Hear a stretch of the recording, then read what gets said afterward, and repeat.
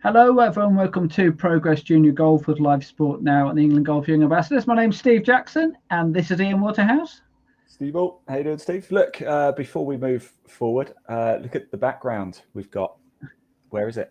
If you can't get, if you can't tell us where this is, probably shouldn't be watching this. No, probably you're probably covering another sport. You don't really know much about what we're going to be talking about, because we're going to be talking about the home of golf, of course. It is St Andrews. So yes, do I get a prize for guessing that? No, you sent me the pictures. Yeah, good point. I didn't tell you. I've never been. Believe it or not. You've never been? Well, I've been to Fairmont, St Andrews, to do Faldo series, as you know. And funny story about that, got all the way up to Scotland to go cover the event, and got called off due to fog, and then so I had to drive all the way back again for no play whatsoever. So yeah, and of course I live in the south of England as well, so it's quite the trek. Anyway, enough about that. Yes. So anyone watching who wants to go on holiday with Ian, don't bother, because he brings the bad weather with him.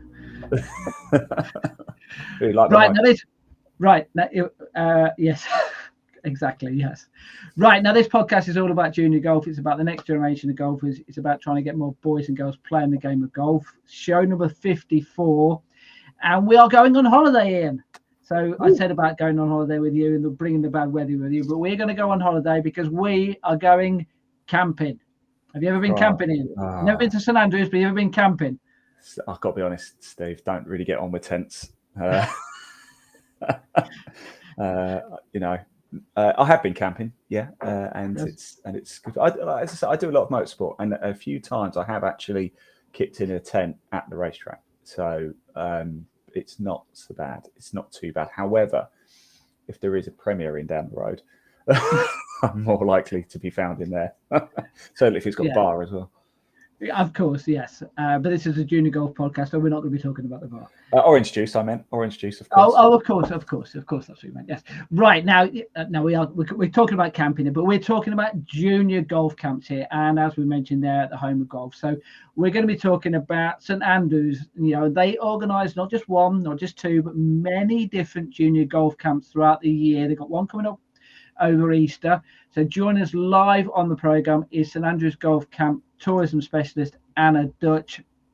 Now, on this program, we always love to give juniors, we like to give a junior perspective on the subjects that we cover, and it's no different today because, actually, it's slightly different today because we are going to hear from junior golfer Luca Suarez, who has been on the St Andrews Junior Golf Camp. In fact, he's been on it twice the last 2 years. It's a pre-recorded interview, but that's not the difference. What's the difference, Ian? I'm not sure. What is the difference? The difference is that Luca is from the United States of America, and I did the interview with him while he was out in California earlier today. So we are going to be using that interview. You did it today. Yes, yeah. Why it took so long to get to me? Yes, I might add as well, if you're a little bit confused, I have had my hair cut since I had the interview. So if I look suddenly, hold on a second here, that's a different person. That's the reason why I had my hair cut this afternoon. So anyway, but no, I had a chat with Luca this morning. So really great to talk to him. Obviously fascinating to hear his point of view on junior golf camps, and obviously then we're going to hear as well what goes on, because I've got to admit, you know, you've never been to St Andrews, I've never been on a junior golf camp, so I really haven't. No, so I've got no idea what goes on, so it'd be fascinating to hear exactly what does go on at these junior golf camps. Right, first things first then, as always, let's do the junior golf news then. Well, and Steve, just before we do the golf news, can I just remind everybody as well that of course we are live across Facebook, YouTube, Twitter, Twitch and LinkedIn. This is your show, everybody. We want to hear from you, so do get in touch with us. Best place to do it is probably Live Sport now on YouTube. The reason being for that, the live chat is open, and if you comment in that live chat, we can show it on screen as well. So there's a QR code just there. You can scan that. Again, it'll take you straight through to a YouTube channel. You'll see the live video of this podcast. And there's also a link in the text of this broadcast. Just give it a click. It'll take you straight through. And when the podcast is finished and you want to find out more about Progress Junior Golf, you can just head over to the websites running across the bottom, or you can click the link in the body of this broadcast. Again, it'll take you straight through to that man's website, which is something of a gold mine. Steve, back to you. And also we have to say as well, this is repeated on Sunday as well. So if you're watching it again on the repeat, still send through your questions and still send through your information, because we'd love to hear from you. I think Ian mentioned that there was someone actually in the last podcast who sent through there was some information about a junior event that they've got coming up, which they want us to cover. Yeah. So we'll be in touch with them just to see whether we can do something on this podcast about that. Right. First thing first, then junior golf news then. As we know, Ian, what is the traditional start of the golf season? It is not the Masters. It is the Sunningdale Foursomes, one of my favourite tournaments of the year, without shadow of a doubt. But I wasn't there this year. I don't have other commitments. But anyway, yes. But I know a friend of mine actually won it. So, I'll let you take that away, Steve.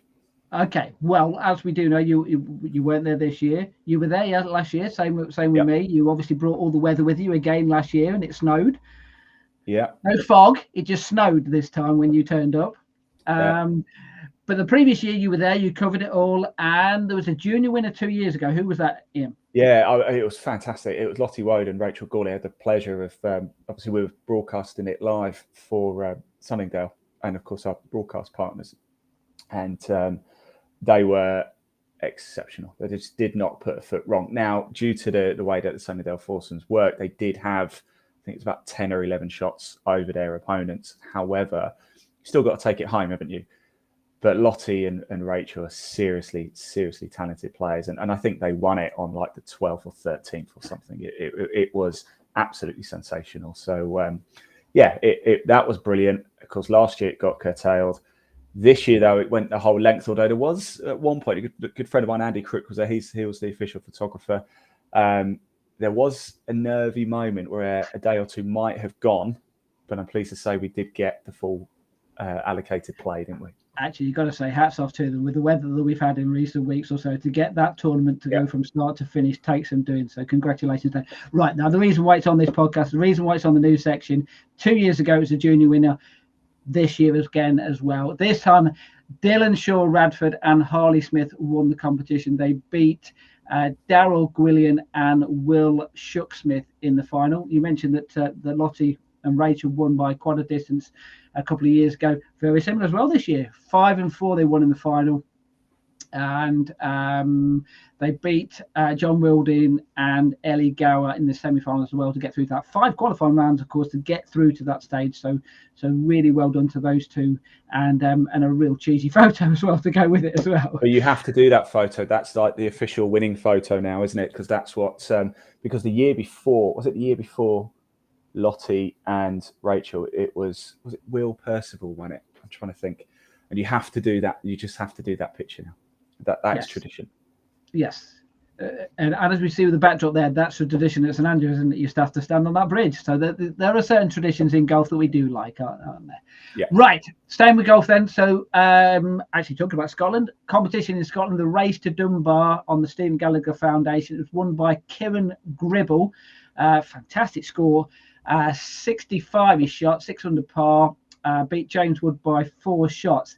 Actually, as it was coming down the stretch, it was fairly close because James Wood was 4 under par after 10 holes. So he was actually leading at that stage, but Gribble birdied the 11th, then the 15th, then the 16th, then the 17th hole. So well done to him for winning it. The net prize went to Daniel Hogg. He won by 1 shot from Gribble. And bearing in mind how good a finish that was, congratulations to Daniel as well, because he did really well to finish strongly as well to make sure that he held off Gribble in that. Right, staying in Scotland, another tournament which took place in the last week or so, the Booker West of Scotland Championships took place at Western Gale. The winner of that competition was Alexander Farmer, 3-round tournament, shot 70, 67 and 69. The women's winner was Ellie Doherty, another Scottish golfer. She was actually 5 shots behind the leader going into the final round, but then shot a closing round of 1 under par 70, and that included 2 twos on the back 9 on the 13th and 15th holes. So well done to her. Staying with student golf then, the R&A Student Tour took place over in France. The men's winner was Alan Hill. He beat Adam Charlton, who's at St Andrews University, which might get a mention a little bit later on. You never know. That was in a playoff, 3-round tournament. Hill was actually 2 strokes behind with just 2 holes to play, but he finished birdie par to force the playoff and then won the tournament in a playoff. The women's winner, another Scottish winner, was Lorna McClymont. Another player has been mentioned on regular occasion on the podcast. She won it by 3 shots. And just finally, as far as results are concerned, say the Sunningdon Falsons is a big tournament. This is another one which takes place early in the season, another big event. The Bernard Darwin Youth Salver takes place at Rye Golf Club. 4 rounds, and the winner was Luke Metcalf. I think we've got a photo of Luke. Yeah, we do. From Walton Heath. He shot 72, 74, 69, and 73. Second place was Toby Peters from Thorpe Hall, 76, 71, 73, 73. So well done to Luke for winning that tournament. And nice big trophy for him there. It's almost as big as him, that. Absolutely, yes. Right, now we did say in the last podcast that we were going to do a little bit just to preview a few of the tournaments which are taking place. On the Progress Schooner Golf website, there are over 1,300 golf competitions for juniors to play in over the course of the year. Just a few of the big ones which we ought to mention coming up. So the British Girls Championship takes place at the Berkshire. That's on the 26th of April. British Junior Championship is at All Woodley up in Yorkshire. Some of the big English competitions, I know you've covered some of these before. The McGregor Trophy, which is under 16, that's at West Essex. The Carriage Trophy, it's under 18s. That's at Ormskirk. Both of those are in July. Also in July, we've got the English Girls Championship and the English Girls Under 16 Championship. That's at Royal Norwich and at Tandridge. And then the Reed Trophy, which is the under 14s, that's at West Essex. That's in August. And then there's a few Champion of Champions events which take place a little bit later on in the summer. They take place at Woodall Spa. Up in Scotland, Scottish Boys Championship and the Scottish Girls Championship, both on the same 3 days. The Boys Championship takes place at the Irvine, and the Girls Championship is at Beaufort. And then we've got, well, there's lots of competitions up in Scotland, as you can imagine. Under 16 Championship at Murrayshall. That's the boys. The girls takes place at Muckhart. Boys and girls main championship, that's in July at Scots Craig for the boys and at Forfar for the girls as well. In Wales, got the junior under 18 championship, that's at Wenvoe Castle. Under 16 championship at Northup, and also they've got a junior golf tour as well, which takes place, the Pink Welsh Junior Tour. The final of that takes place at Abergele a little bit later on the year. And then over the Irish Sea, some of the big competitions are there. The Boys Amateur Championship takes place at Monkstown. That's actually very early on in the year. That takes place on April the 3rd, right the way through to April the 5th. The Girls Championship is at Beaver Park, and the under 14s, under 16s Championship, that's at Banbridge. And also lots of junior opens, some big events taking place. We mentioned a couple of the ones which have already taken place. The Peter McAvoy Trophy, that's in April, that's at Copteath. The Fairhavens Trophy, that's at Fairhaven. Guess no prize for guessing. That's in May. Then we've got the R&A Junior Open Championship that takes place at Kilmarnock, Cabarrussie. And the Scottish Andrews Junior Championship. There's a boys and a girls competition there. It might well get mentioned a little bit later on, because I know that there is association with the junior golf camps up in St Andrews. That takes place on the Eden and the Stratham golf clubs at St Andrews. And 3 other ones which are backed by some of the biggest names in the game. We've got the Luke Donald Salver, which takes place at Beaconsfield. The Tom Lehman Junior Open, that's up in Scotland at Troon, and the Timberley Hatton Masters, that's at Harleyford. So well done to all those 3 players who are obviously back in those events. You know, it's lovely that some of the bigger names in the game can put their names back in some trophies. Yeah. You know, but great as a junior golfer, you can imagine winning one of those trophies whereby it's got that name on it. Wouldn't it be fantastic? Absolutely. A nice track, Harleyford as well. Did Europro there? So very nice club, nice people. Yes. And just finally as well, the Justin Rose Daily Telegraph qualifiers. They've got 247 events at the moment on their schedule. And the first event takes place at Atherstone Junior Golf Club.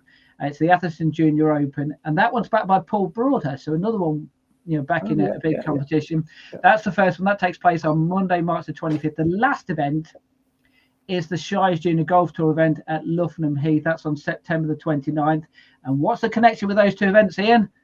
Well, Shines Junior Golf Tour, I believe, is organised by you, Steve. So it's going to be a good one, right? And the Atherstone Junior Open is organised by you as well. Is it? It Shines? is. So yeah. I am organising the first and last tournaments on the Justin Rose Daily to Golf qualifiers, and there's 245 events in between. Then I'm organising some of them. I was wondering. I wonder if we could get like a mock-up microphone that you could just like drop and walk off screen. Yes. No, actually, there are. I mean, it is really good. There are some very big events on there as well. Not just Junior Opens, but some of the major tournaments. I think we're talking about those St Andrews Junior Opens. I think they're actually on that schedule as well. So once again, going back to the point we were making earlier about big golfers getting involved with Junior. Justin Rose put his name to that, I think 3 or 4 years ago. So well done to him for doing that, and it's well worth getting involved with that. Well, let's just give you a quick plug as well, Steve. Don't forget, there is the website underneath, www.progressjuniorgolf.com. Head on over. I believe you've got millions of junior golf tournaments listed on. I'm not even joking either. I mean, hundreds and thousands probably on the website. So if you are in any county anywhere in the United Kingdom, go to that website. If you're looking for a junior tour, something to play in this year, it will be on that website. Probably the only place in the world that has pretty much every single junior golf tour listed. That's happening in the UK. I don't think you quite got around to the rest of the world yet, Steve. Not quite, no. Yeah. Need to up your game a little bit there then. I know, shocking. I'm slacking, aren't I? It does have events in Ireland as well. So not just England, Ireland, Scotland, Wales. We've got the whole UK and Ireland on there. So yes. And also I have to mention as well, those events for the Justin Rose Daily to Golf qualifiers, we will be putting a link on the website to all of those events as well. All of those events are already on there, but we're going to put a link on to say which ones are Daily to Golf qualifiers. Bear in mind there were 247. Give me a little bit of time to get that sorted, because that's going to take me a little while to get all those links sorted, but it will be at some stage. So yeah. Good. Right, that wraps up the junior golf news then. We are going to be doing a podcast on junior golf camps today. I know you're going to leave us and go to the technical side from the back. Well, nobody wants to, let's be honest, nobody wants to see me at all, because we've got a proper guest on, a real guest. And I'm looking forward to hearing from Anna. Actually, I can see you in the background right now. You're going to be coming on very shortly. So I'm very much excited to this. So if I'm honest, I just want to sit and listen. So I'll make sure it all ticks in the back and you guys take it away. Fantastic. All right. So just a reminder, before you go though, Ian, just a reminder for anyone who wants to get involved, how do they do that again? Yeah, don't forget, live chat is open at Live Sport Now on YouTube. Scan that QR code up there. I'll take you straight through to our YouTube channel. If you comment in the chat section for this broadcast, we can show you a comment on screen. We're live on Facebook, YouTube, Twitter, Twitch, and LinkedIn. So any of those platforms at Live Sport Now, Progress Junior Golf. We're also big thank you, by the way. I must say this because I don't do it enough, to India Golf Weekly, India's largest golf magazine. We are broadcasting live with them and the Golf Foundation as well, of course, and a number of our broadcast partners, such as the All Sports Group too. So a big thank you to you guys. And yeah, just get in touch. We want to hear from you. Like, comment, share, get involved. This is your show. If you've got a question for Annie, you've got a question for Steve. Hell, if you're mad enough to have a question for me, chuck it in there. And if it's clean, we can show it on screen.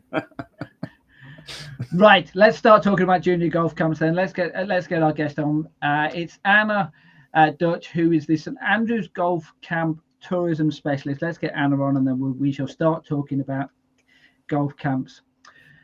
Right. Good evening, Anna. Lovely to join us on the Progress Junior Golf podcast. Have you had a good day? Great day. Thank you, Steve, and thank you for having me on your podcast. I'm excited to be here. Right. So we are going to be talking about junior golf camps then. I did mention earlier, I've never been on one. So it's going to be a really enlightening program for me, because I'm going to learn hopefully a lot about it. Hopefully the viewers are going to learn a lot about it as well. So, and we have got someone on who has been on it. You recommended me having a chat with Luca Suarez, who's an American golfer, came over, loved it the first year, wanted to come back, came over the second year as well.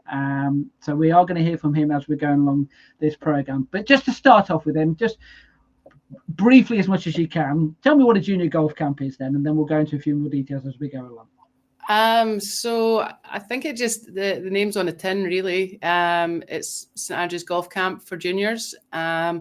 We have, hundreds of kids from all over the world, as far as Australia, Singapore, Malaysia, Russia, America, Japan, and then all the European countries, and then some homegrown Scots and English and Welsh, all coming to us this summer, and we just bring kids that are passionate about golf from all over the world to St Andrews for a lifetime experience where they get to play golf, they get to play with each other, they get to learn right in the home of golf with the St Andrews Links Academy.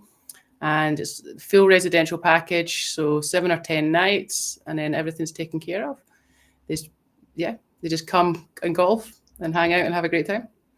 And you say from different countries. Is there a particular country which presumably you do get some from the UK as well. It's not just international people who come across as well. Is there a split between 50-50? How does it work?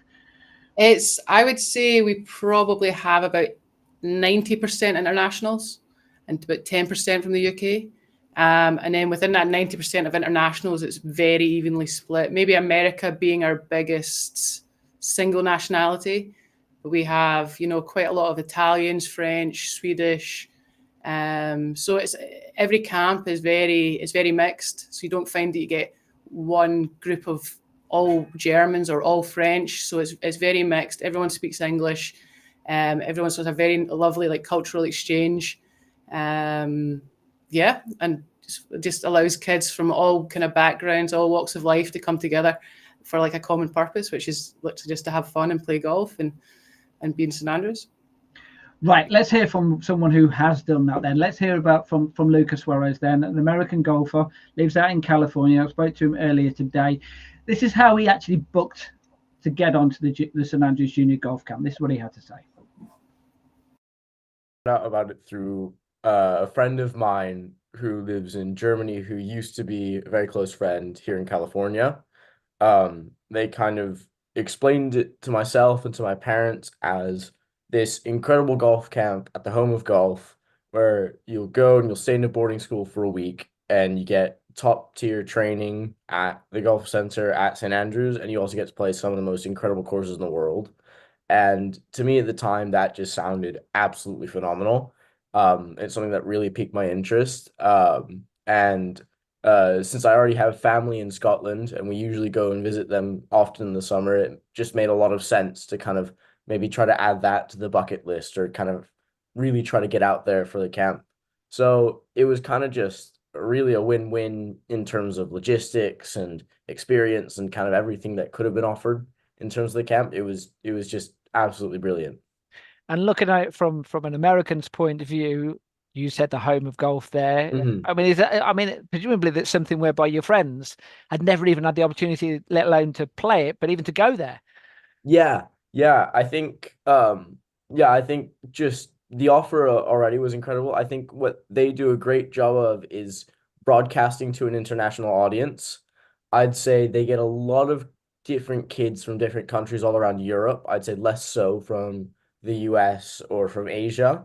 But I think at the same time, it's an incredible international camp in the sense where I've met different kids. I've gone in 2 years now, and I've met kids from other places in the US, from Thailand, Sweden, Germany, Italy, Spain, really all over the planet, which I think is really, really cool how they kind of foster this really international community within the camp. And it's not just kids from in and around the UK or just in and around Europe in general.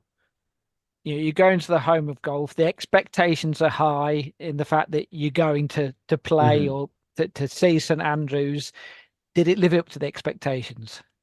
I'd say it did. The reason I say that is because I was told beforehand that we were not going to be playing the old course. So I think, of course, when I heard about it, I started dreaming a little bit, but it's just incredible. It's so difficult to get on there. So it made sense that we weren't playing it.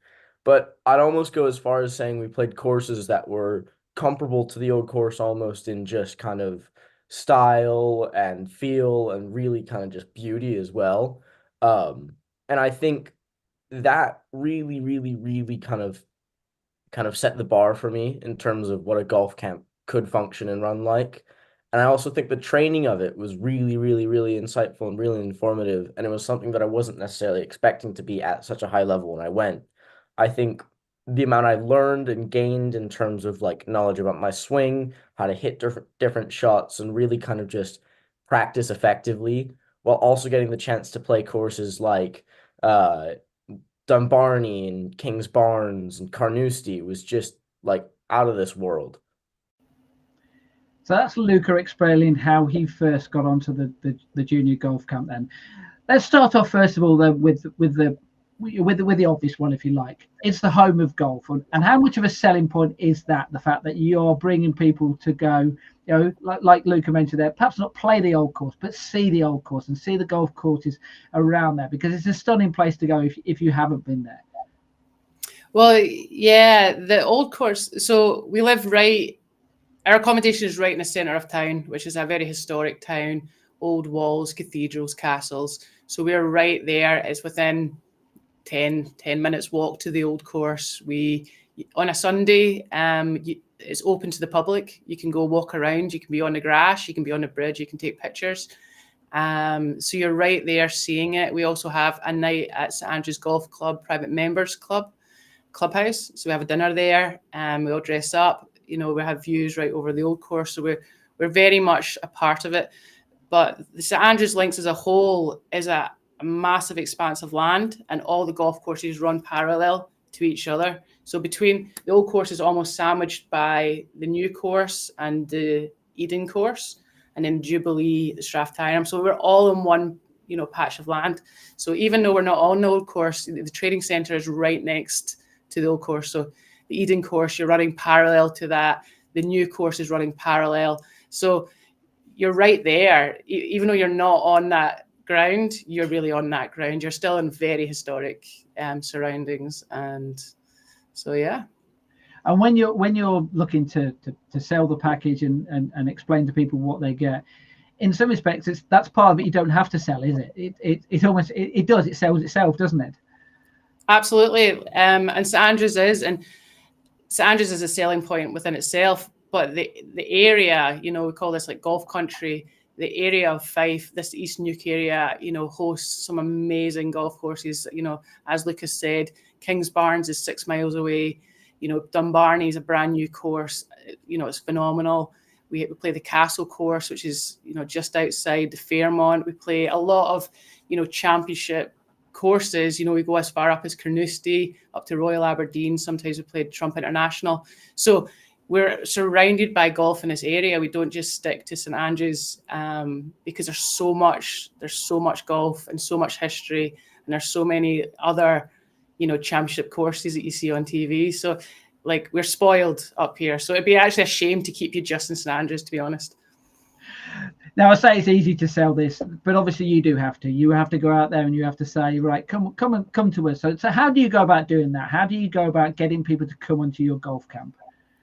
We're actually very fortunate. A lot of our business comes from word of mouth. You know, as Lucas said, it's, you know, a friend. People come, they have a great experience, and they tell their friends, and that's the best selling point we can have.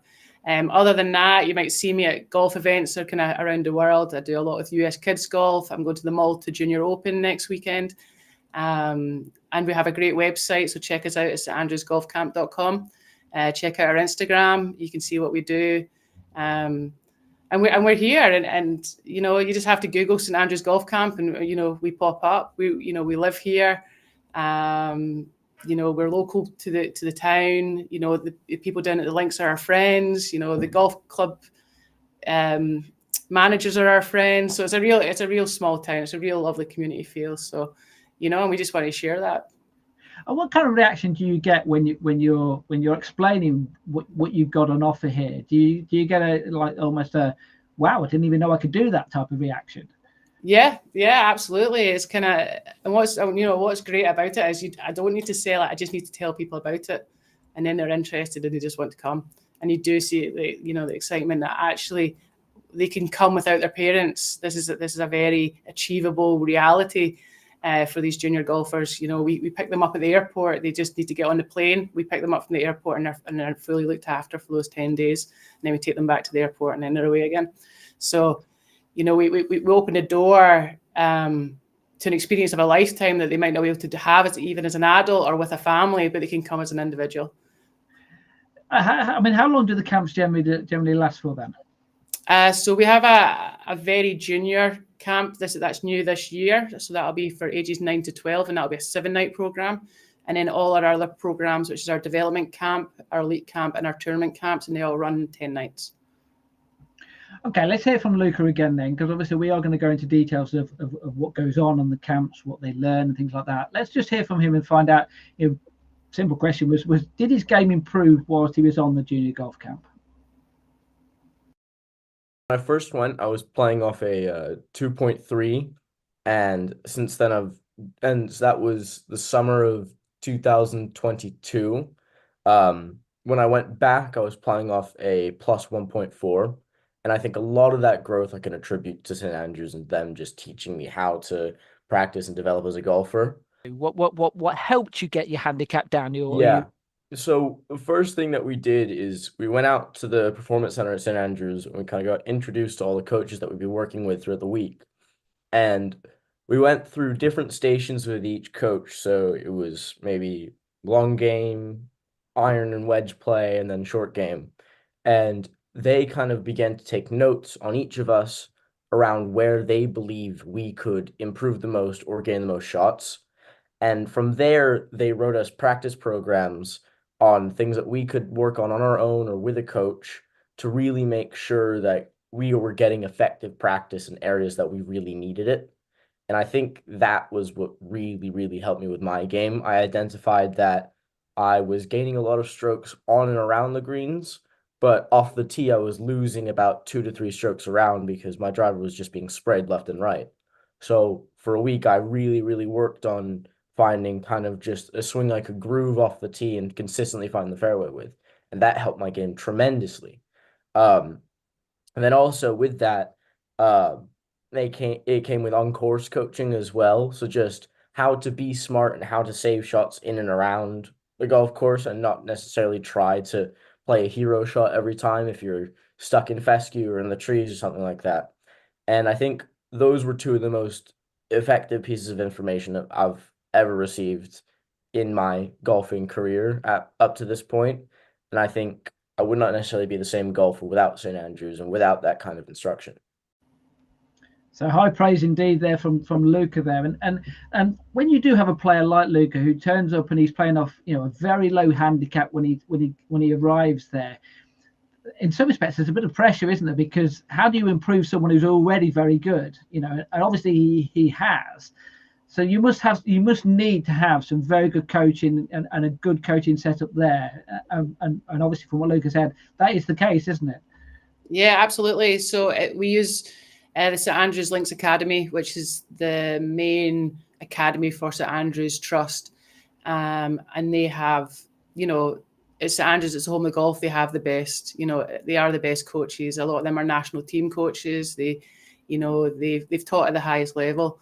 And their experience is kind of second to none. And it's a real broad experience as well. I think they've got 8 or 10 instructors down there who are all the best. And they get to move around different instructors, and they get to, get those tips and that help.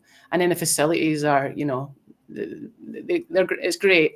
And we're super proud to be the only kind of golf camp associated with the St. Andrews Links. So yeah.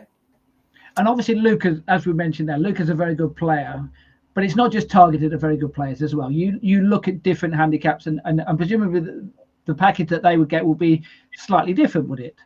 No, absolutely. So as I mentioned before, we have a development camp, and then so that's split into 2 age groups, 9 to 12, and then we have a 12 to 17 program, and that is for handicaps of 40 and below, really. But majority of the kids come around about 20, 25, that kind of, so they can golf, they know a little bit about how to get around the golf course, and then there's a lot of instruction on chipping and tips and swings and stuff, and then you move up to our elite program, so that we limit for 12 and below handicappers, and that's for ages kind of 13 to 17. And then, as you mentioned, I've got a lot of trust in the coaches of St. Andrews Links, like absolutely. but they're not there to rebuild someone's swing. You know, a lot of these kids will come and they'll have their swing coaches back home that they've been working with for years. We're not there to rebuild the elite players' game. We're there to help them navigate around the golf course. Like Luca said, we're there to give them tips of, you know, how to play links golf, how to play in the wind, how to play for different conditions. So, that's important to realize that we're not there to rebuild. We're there to kind of develop and enhance in a way. And then we have our next program, which we're running, is a tournament camp program, and this is for, you know, juniors with a 6 and below handicap, and that includes a WAGR tournament. So they'll play a multi-day event within that camp, and that camp is focused on strategies and tactics and preparing for tournament play. So we look at things like strength and conditioning, stretching, nutrition, sports psychology, and we really try and build like the whole golfer for that camp. So it's not just about, you know, who can hit the drive the furthest. It's about who can be the smartest around the golf course. Okay, just a few things which we like to talk about there. So one of the things which we mention regularly on the podcast is working in collaboration with different people. And you raised a point there whereby, you know, people who get sent to you have got their own coaches. So it's very important not to obviously try and reteach the swing, as you mentioned there. So how important is it then to, you know, to give them opportunities to learn things which they wouldn't necessarily get at home, right? And you mentioned there playing in the wind, playing links golf, and you've got players coming from overseas, you know, from America, from Indonesia. They may never have played, not even played. They may not even seen a links golf course before. You know, is that something whereby you kind of like think, well, that's somewhere whereby we can definitely kind of like really show them things? No, yeah, absolutely, and it's funny because you can watch the Open on TV and you can watch it in St Andrews and you talk about how short it is. And then, you know, one day they're all shooting, you know, 8, 10 under. And then the next day they can't break par because the wind picks up and the rain comes down. So it's really learning to play to the conditions, learning to play the intricacies of links golf. It's kind of where we kind of specialize. We do play a couple of inland courses, but for the most part, everything is, you know, it's links golf. It's you know, it's going to be affected by the elements. And yeah, it's fun, and it creates its own kind of unique kind of golfing experience. I just wonder, because I see this quite often with junior golfers in particular, whereby when they get anywhere near the green, they get the wedge out. Whereas as we well know, when you play links golf, that generally speaking is not necessarily the club that you would use on the links golf course. How quickly do they learn that? I think pretty quickly when they realise, you know, how hard the grass is, how hard the ground is, and how, you know, low cut the grass is on links. There's not a whole lot of, you know, forgiveness there around the greens. So yeah, it's not unusual to see someone putt from 60 yards out, really. And, you know, the greens are so huge, and you know, they'll learn an array of skills of, you know, chip and runs and little punch low shots and stuff like that. So no, absolutely, yeah, it's a different beast for sure. I've just wondered as well, is that obviously you get golfers from all around the world kind of thing. Is there a I don't know, kind of come back to the point, do any of them play any kind of links golf back at home? Is it really a complete shock to the system for them?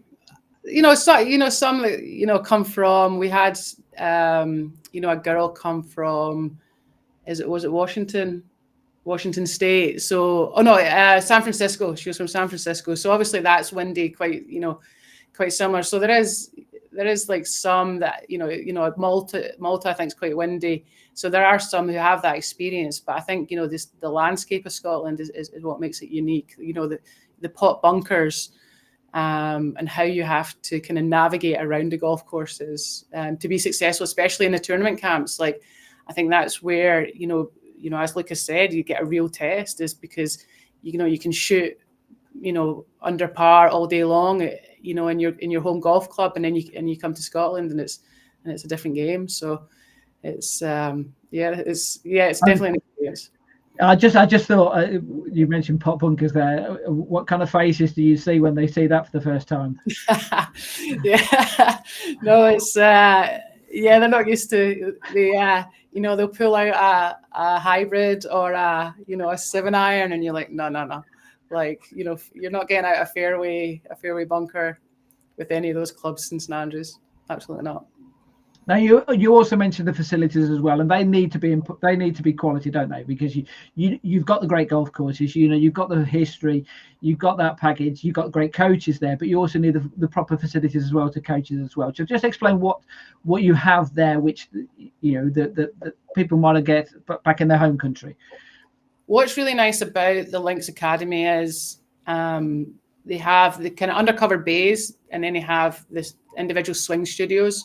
So we've got all the kind of technology, all the TrackMans, all that kind of things. But we've also got a really nice area of grass bays on the other side of the range where there's space for lots of different things. So everyone could be in the same area. You can be chipping, you can be putting, and you can be doing full swing practice all in the same area. There's a very good short game area as well with those pot bunkers, so you can practice.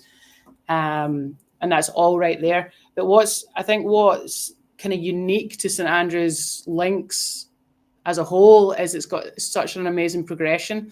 So there's the Bal Golf. So there's 7 golf courses all connected to St Andrews Links, starting, and they all progress. So we've got the Bal Golf, which is a 9-hole, very, very short, slightly bigger on a par 3 course, but pretty much a par 3 course.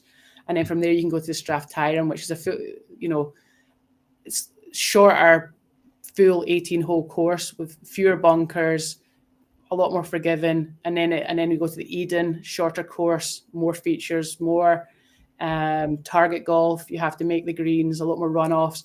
And then you get into your Jubilee, your New, your Old, your Castle, all championships, length courses.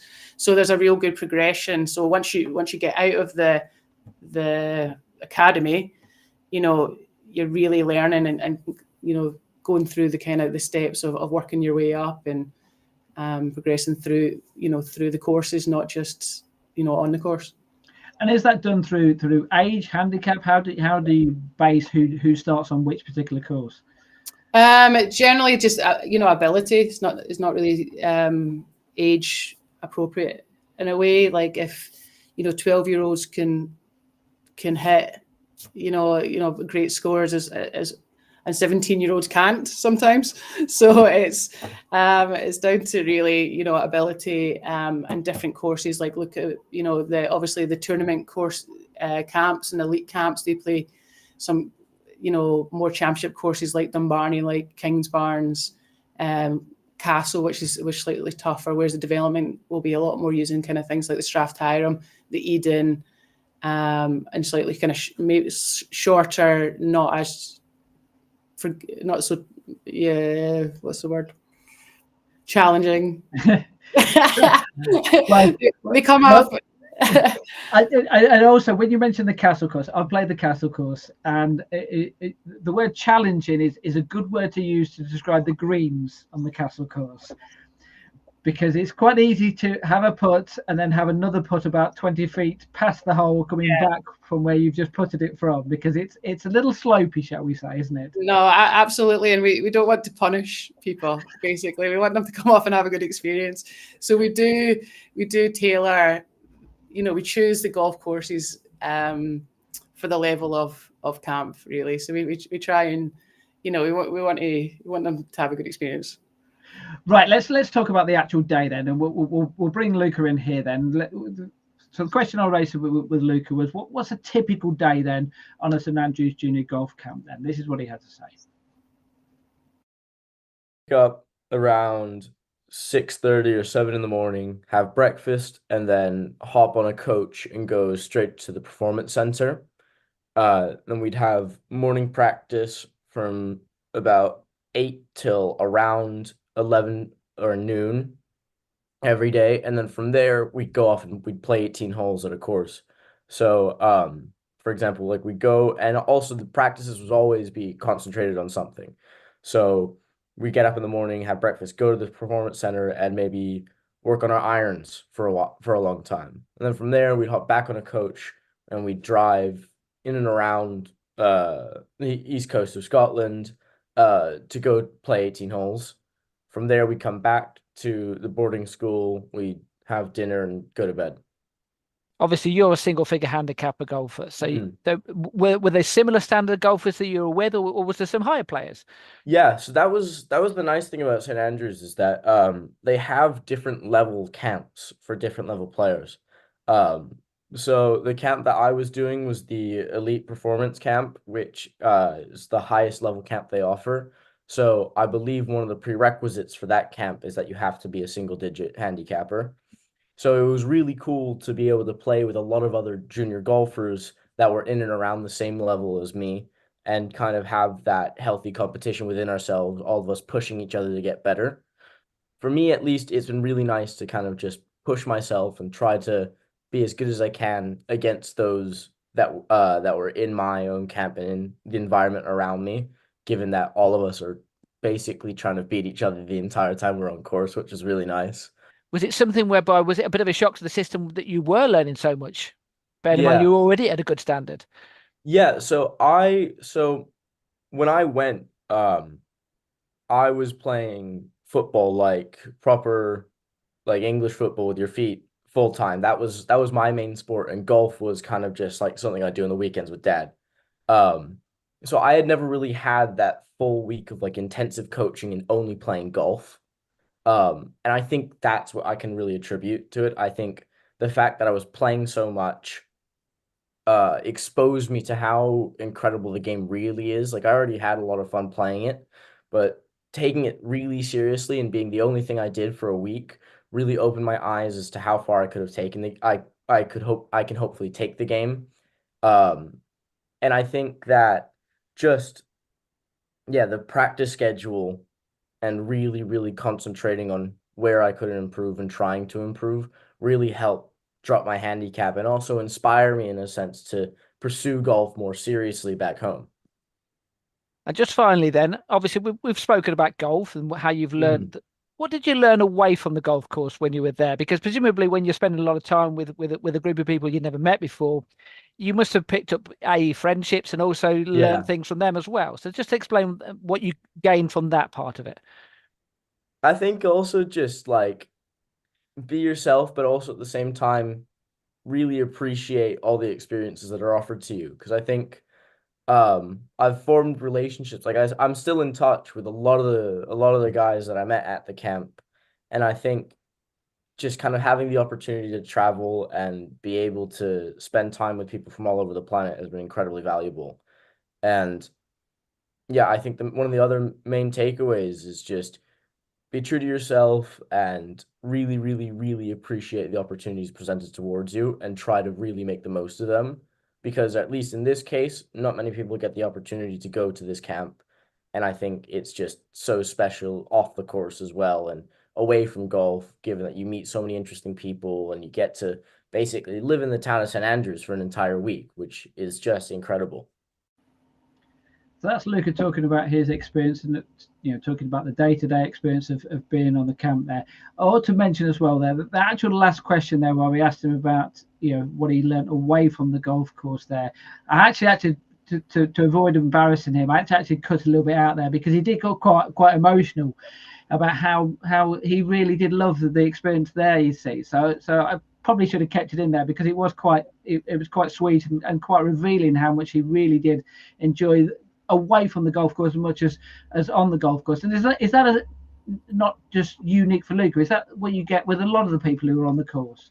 Yeah, absolutely. It's special. And I think, for these juniors who come and they live and they spend every minute of the day with a group of people, they become really, really close really quickly. And it becomes like a family. It becomes a really like small, tight family. And I think that's why a lot of kids come year in, year out because they make friends for life, and it's wonderful. And then it gives them an experience like no other really. For they build independence, they build a lot of kind of life skills. They definitely get 24-hour supervision, but they have to look after themselves in a way that they have to remember to bring their wallet and pack their waterproofs and in everyday life maybe they have someone to do that. So they gain a level of independence that they may not have done before. And then with that, you know, I think that makes an experience a little bit more special because they've gone out, they've done it by themselves, they've made those friends by themselves, they've made those connections, and they've learned those skills. And as you mentioned earlier, 90% of those are coming from an international field, so they're coming to a new country as well. So that's something whereby you know, completely new for them. Yeah, absolutely. And so we try, and most of the rooms are 2 people in a room. So we try and pair them with someone of the same age, but a different nationality. And that allows them to get, you know, again, another really good, you know, cultural experience and learn, you know, the world is a crazy place right now. So I think it's really important for kids to see that kids are the same no matter where you're from. So I think that's, you know, that's really important for us. How quickly do you, in my head came into it, how quickly do they grow up? And I know that they're only there for a week, 10 days or so, but you must actually see how much they develop and grow during that 10 days, even that short period of time. Yeah, I think you need to probably ask the parents, to be honest, because, you know, when you're with, you know, when you're with these kids day in, day out, you don't necessarily see it, but we definitely get a lot of feedback from the parents, which is amazing, to say, you know, we've got a different, you know, you've given us a different child. Their confidence has grown. They're, you know, they're buzzing. They feel more independent. They are not as socially awkward. And you know, in a world that, you know, everything's done kind of through social media and stuff, like there's really no time to be on phones when you're at camp. You are with people 24/7, and you have to interact. And you know, and it does bring people closer together. And it, you know, a lot of what Luca said is, you know, golf for him was just really just playing with his dad. And then he comes here, and then all of a sudden he's in a camp of 15 other people who are the same age and the same skill level as him, and are as passionate about golf as him. And then they all connect. Like, you know, a lot of people that come in our camp, a lot of these kids that come in our camp don't play with other kids day in, day out in their home clubs. They play with adults, they play with their parents. So it's, you know, I think it's really important that they can see that, you know, there's other kids like them that they can learn and grow and develop with. Is that something you promoted, pushed? Is that something whereby you make an active effort to say, you're not just here for the golf, you're not just here to see St Andrews as an experience, you're also here to have that social side of it as well? No, I don't. It's not something that we really... No, because I think it happens organically. I think when you put a group of people together for a shared experience, it will just happen. It will happen organically. I don't feel we don't do any sort of team building games or anything weird. Like, you know, you know, and every camp is very different. You know, the dynamics are all very different, just with the characters in it. But the experiences are all unique, but also the same in a way. I just wondered as well, obviously Luca's a little older as well. Do you get the similar types of experience for slightly younger ones? Yeah, you do. And what's sweet is you'll find that some of the kind of older ones look after the little ones, and the little ones want to hang out with the older ones. And so yeah, and then golf kind of breaks down, like you know, as adults, it breaks down a lot of barriers. Like it doesn't matter what age you are on a golf course. It's really about, you know, what you're doing and having fun and, you know, connecting with people. So it's yeah. What kind of feedback do you get from you mentioned there the fact that we ought to ask the parents what they think, you know, whether they've grown up or not. What kind of feedback do you get though from the parents? That they you know, as I said, you know, we get lovely messages saying, you know, our kids come back with more confidence, as, you know, a much more confident, outgoing, you know, person. Like they've grown up, they've had to look after themselves. They've started to, you know, appreciate things, I guess. Kind of what, you know, Luca was saying is, you know, to really appreciate the experiences that they've been offered. And sometimes when they're in their kind of home setting and things are the same every day, it's not quite like that. But when they've actually had to go out and actually kind of work for it in a way, you know, you get what you put into it. So the more they put into wanting to learn and wanting to connect, the more they take out of it. And how many years have you been of these golf camps been going with St Andrews? So we just finished our 12th year, and next year will be our 13th. I think. Lucky for some. Yeah, just say that. Yes, and then do you have any? Obviously, you must have seen some very good players come through the camps. Have you got any names whereby you can say, oh, he came here or anything like that? Anyone who you can use as like a role model or something like that? I don't know. We've got, not at the top of my head. we definitely get a few that go on to, college scholarships. That's a thing. We go on to, golf teams. We're really, and I think that it's kind of need to draw the line of we're not a training academy. We give a golf experience. We're not the Leadbetter Academy where, this is, so it's not, for us, it's not about, developing a performing golfer. It's about giving an experience and friendships and, and to build a love of the game. So it doesn't even really matter where they go, as long as they still keep playing it, still keep making friends, doesn't he? And obviously you're not aware of this, but off camera after I finished the interview with Luca, and I said, so obviously you're too old now for it this year. You can't do it this year. What are you going to do? And he said, I'm going to St Andrews University. So he's coming back this year. So you might well see him this year again. And how often do you actually see them coming back? Not just for the camp, but also to come back as well, just to see you again. No, yeah, we do. We've had a few campers that go on to St Andrews University, and they keep in touch. And as I mentioned, I'm going to the Malta Junior Open this weekend, and we'll be seeing past campers and relationships that we've built through the years. We'll be meeting back up with them. So as I said, it is like a family where you spend a good amount of time with these people, and they come in year out, some of them. So no, it's lovely connections that you make. And then we also, as Luca said, we stay at a boarding school. So right in the town, it's the Learners Boarding School. So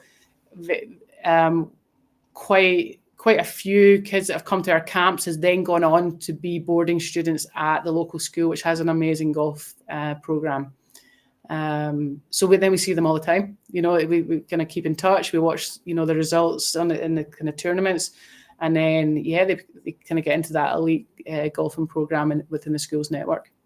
So what does the future hold then for the St Andrews Junior Golf Camps then? What are you looking to? Are you looking to expand them? Are you looking to do more? What's the future? Good question. I think to maintain what we offer in St Andrews in the summer. St Andrews is becoming a crazy busy place with tee times being limited, and we want to just maintain our piece of the pie, I guess, of being here. And then, outside of that, I would love to welcome more kind of juniors out of, the summer holidays, and maybe look at, as I said, we are doing an Easter camp up to Dornoch, but maybe in the future, more camps down in St Andrews in October, or even welcoming like individual groups that come from schools or from golf clubs from around the world. And, we can build them a bespoke package just for them. Outside of kind of the summer golf camp offering. And presumably as well, I mean, you mentioned there you're bringing in a tournament this Easter, which goes with it as well. Trying different ideas with that as well, perhaps different golf courses to go to as well. So bringing different things in each year. Yeah, absolutely. So, last year was the first year we held a camp outside of St Andrews, and we went up to the Dornoch area, and I don't know if you've ever been up there, but it's got some of the most phenomenal golf courses in Scotland, if not the world. You've got Royal Dornoch, which is the fourth oldest in the world, hugely famous and historic. And then you've got places like Brora, and you've got Castle Stewart, and you've got, for Trose and Rosemarkie, where there's dolphins, swimming right next to you. And I'm not even kidding. Like it's, and there's like no one up there. And it's, so yeah, I would love to, there's so much golf in Scotland, and there's so much to kind of show off. And I hope that we can hold more camps in other areas and show off other parts of Scotland. Now, a little earlier, Ian was explaining about the different people who watch this podcast. You know, you mentioned India as a country as well.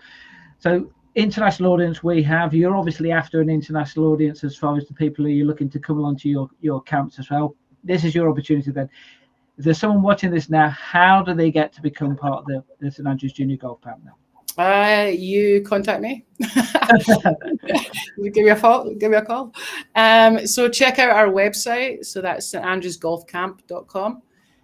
Check out us on Instagram, again, St Andrews Golf Camp. And they've all got links to emails and to putting inquiries, and all those inquiries come to me. So and, then they do fill up quickly though, don't they? So that they are very popular. So people need to get in touch. You know. Yeah, absolutely. Yep. But yeah, contact me and we'll start the conversation and we'll see where we can go. And just finally as well, obviously we talked about the St Andrews Junior Golf Camp here, but in your experience, you know, like I say, I've never been to one, but are they very similar to other places? Obviously, I know that you have the home of golf that, you know, slightly different from anywhere else basically. But in your experience, is a golf camp very similar for different places in the country? Is it from what you know?